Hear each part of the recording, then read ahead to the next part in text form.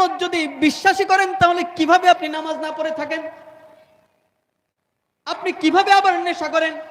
কিভাবে আপনি মানুষকে আবার ঠকান? কেমন বিশ্বাস? বলেন এটাই তো বিশ্বাস। তাহলে আরেকটা বিশ্বাসের কথা বলি। আরেকটা বিশ্বাসের কথা কি, যদি একটা বোতলে আমি একটুখানি বিষ মিশাই দিয়া বলি, ধরো এটা ধরে রাখো, 1 ঘন্টা পরে তোমার কাছ থেকে নিব, খায়ো না খায়ো না, এটার মধ্যে আমি বিষ মিশাইছি, আপনি কি খাবেন? এই বিষ ভরা পানি কিন্তু খাবেন না। কেন খাবেন না? এটার মধ্যে কি আছে? বিষ আছে। পানি খাইলে মনে চায় ওই দূরে কলে যায় হাইটা এসে খাবেন, কিনে খাবেন, নাহলে দোকানে যায় খাবেন, 1 গ্লাস পানি দেন না ভাই খাই। বেশি পিপাসা লাগলে যদি কেউ পানি না দেয়, মানুষের বাড়ির মধ্যে ঢুকে যায়, বলবেন ভাই আপা 1 গ্লাস পানি দেন। কিন্তু ওই বোতলের পানি কি আপনি খাবেন? যদি বলি এবার 1000 টাকা দিব, খাও 1 কুলি, একটুখানি খাও, 1000 টাকা দিব না, খাবেন? এটাই কিন্তু বিশ্বাস।